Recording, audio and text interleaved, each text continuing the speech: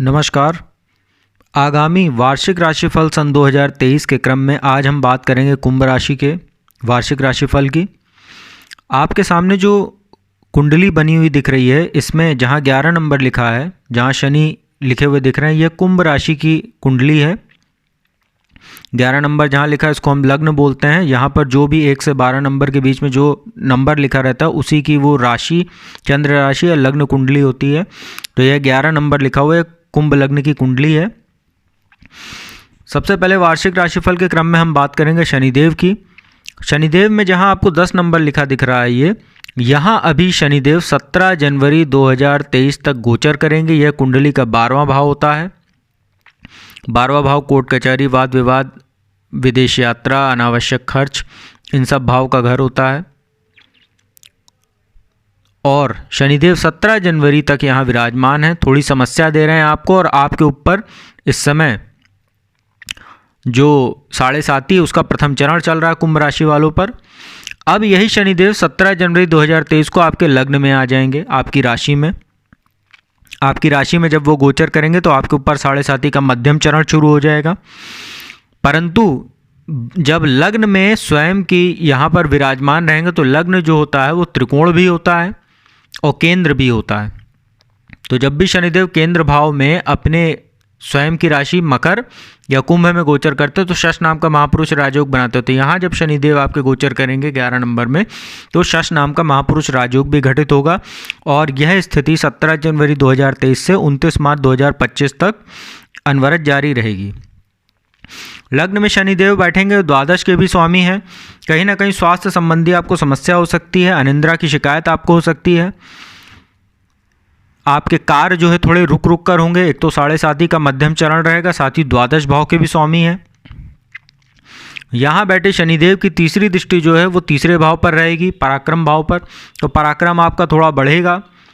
हालांकि 7.5 का काल चल रहा है और यहाँ मेष राशि बनती है और यहाँ पर राहु भी विराजमान है, तो राहु पर उनकी दृष्टि रहेगी तो 17 जनवरी के बाद से।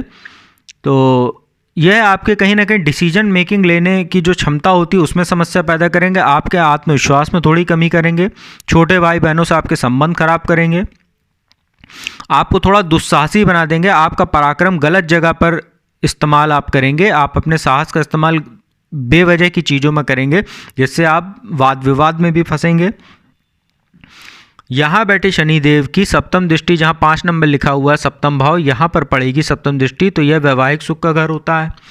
वैवाहिक सुख पर शनि की दृष्टि अच्छी नहीं मानी जाती। आपका वैवाहिक जीवन में समस्या आ सकती है। पति पत्नी में आपसी सामंजस्य में कमी होगी, मनमुटाव की स्थिति पैदा होगी। साथ ही दाम्पत्य जीवन प्रभावित होगा। पति पत्नी का स्वास्थ्य खराब रहेगा।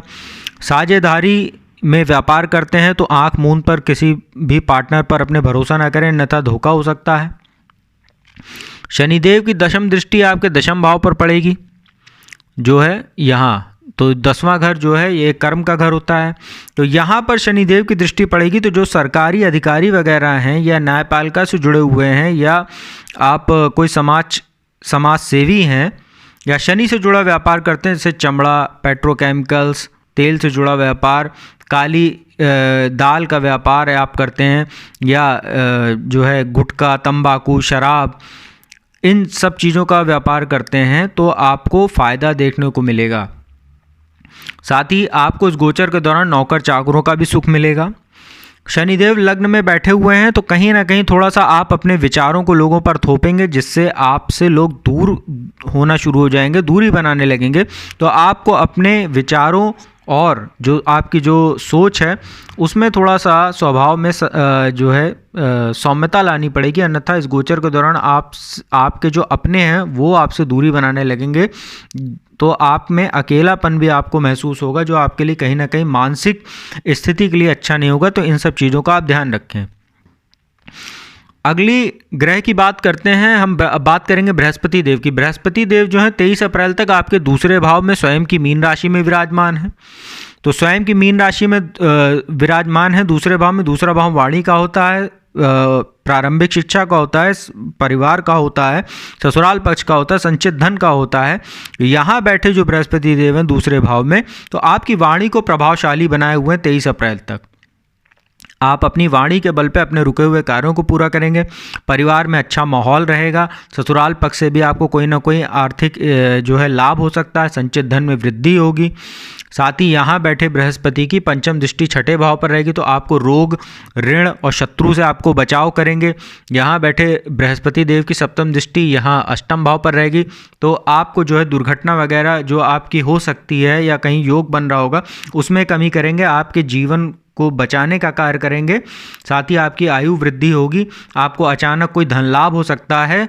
कोई आपके लिए अच्छा कार्य भी इस गोचर के दौरान होगा, क्योंकि अष्टम भाव जो होता है वो अचानक जो घटनाएं होती हैं हमारे जीवन में, या कोई गड़ा धन या कोई ऐसा धन जो हम अनपेक्षित होता है हमारे जीवन में, जैसे पैतृक संपत्ति होती है, ऐसी चीज़ों में देवगुरु बृहस्पति आपको काफ़ी फायदा देंगे।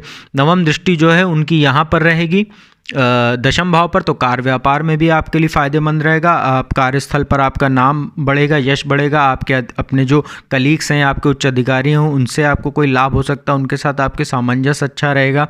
राजनीति से जुड़े हुए लोगों के लिए, न्यायपालिका से जुड़े हुए लोगों के लिए, चिकित्सा के क्षेत्र से जुड़े हुए लोगों के लिए गोचर काल बृहस्पति का बहुत अच्छा है। परंतु दिक्कत यहाँ पर यह है कि देवगुरु बृहस्पति 23 अप्रैल को राशि परिवर्तन करेंगे, और राशि परिवर्तन करके वो यहाँ आ जाएंगे तीसरे भाव में, जहाँ 1 नंबर लिखा है। ये तीसरा भाव पराक्रम भाव है, यहाँ मेष राशि बनती है। अब यहाँ समस्या है कि राहु भी विराजमान है, और राहु यहाँ 30 अक्टूबर 2023 तक गोचर करेंगे। तो 23 अप्रैल को जब बृहस्पति यहाँ पर आएंगे तो राहु के साथ उनकी युति होगी, और यह बृहस्पति और राहु का चांडाल दोष निर्मित होगा, जो आपके पराक्रम को दुस्साहस में बदलेगा, जिससे आप वाद विवाद में फंसेंगे। आप अपने छोटे भाई बहनों से आपके संबंध ये खराब करेगा। बेवजह की आप यात्राएं करेंगे, जिससे आपके खर्च बढ़ेंगे। मानसिक तनाव होगा। डिसीजन मेकिंग क्षमता आपकी प्रभावित होगी। आत्मविश्वास में कमी होगी। आप गलत निर्णय लेंगे। आपकी सोचने समझने की क्षमता पर असर पड़ेगा। बृहस्पति और राहु की संयुक्त दृष्टि यहाँ पर पड़ेगी सप्तम भाव पर, तो सप्तम भाव पर पंचम दृष्टि पड़ेगी, तो वैवाहिक जीवन आपका बहुत बुरी तरीके से प्रभावित होगा, क्योंकि शनि की भी सप्तम दृष्टि यहाँ रहेगी। तो पति पत्नी में कई बार ऐसी छोटी छोटी बातें बड़े विवाद का रूप ले लेंगी, जो इतना मनमुटाव बढ़ा देगी कि तलाक तक की भी नौबत आ सकती है। तो इन सब बातों का आपको ध्यान रखने की आवश्यकता रहेगी। साथ ही पति और पत्नी में शक की समस्या हो जाएगी। पति और पत्नी को एक दूसरे के चरित्र पर भी इस गोचर के दौरान शक होगा, जिससे समस्या काफ़ी बढ़ जाएगी।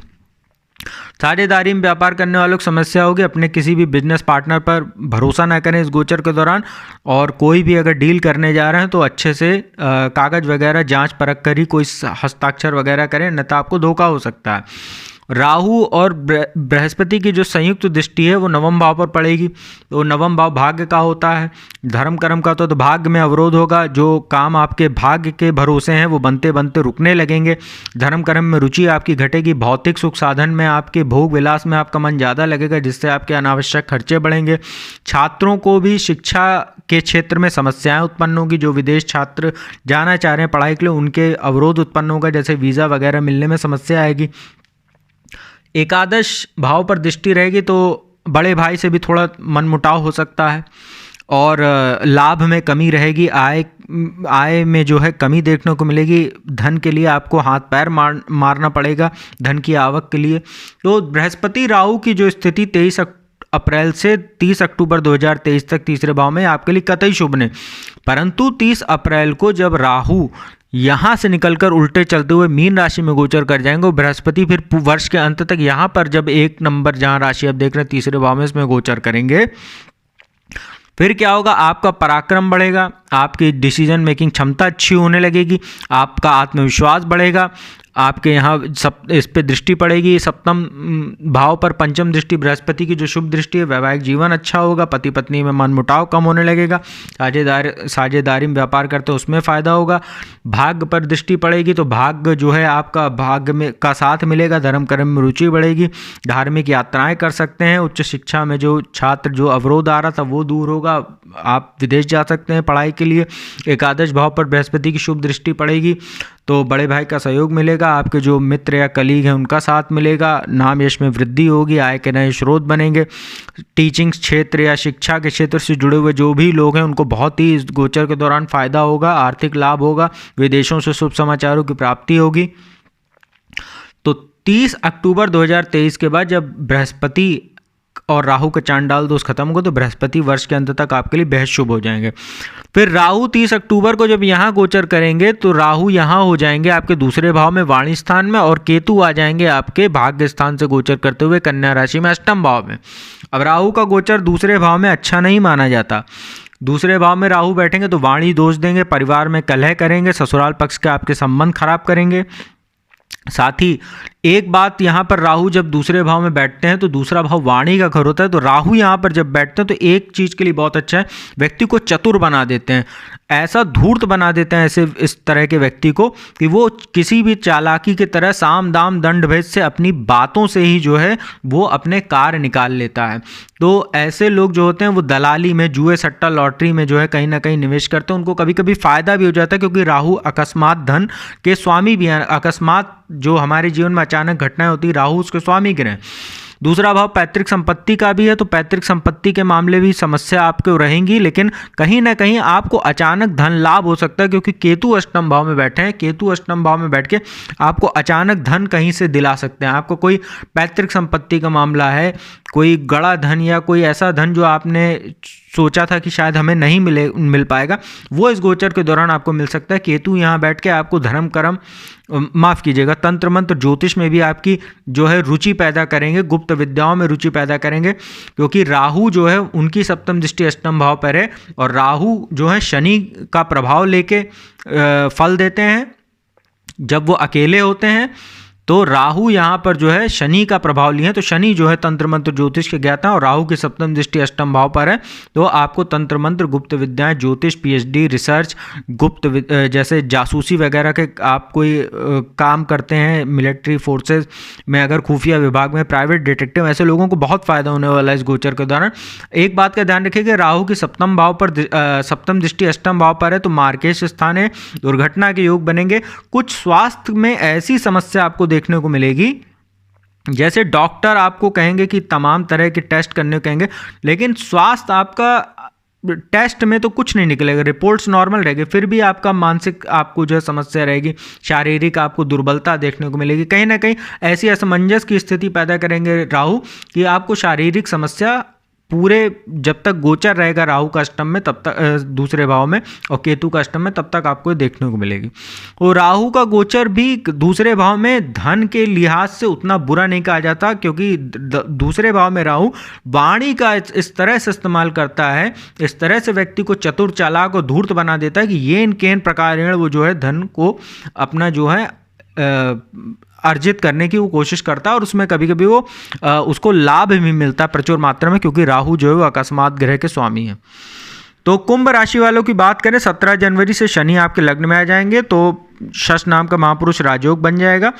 ये आपके लिए बहुत ही शुभ है। कार्य व्यापार के लिए बृहस्पति जो है 30 अक्टूबर के बाद बहुत शुभ है वर्ष के अंत तक, और राहु भी आपको धन दिलाने में कहीं कोई कसर नहीं छोड़ने वाले।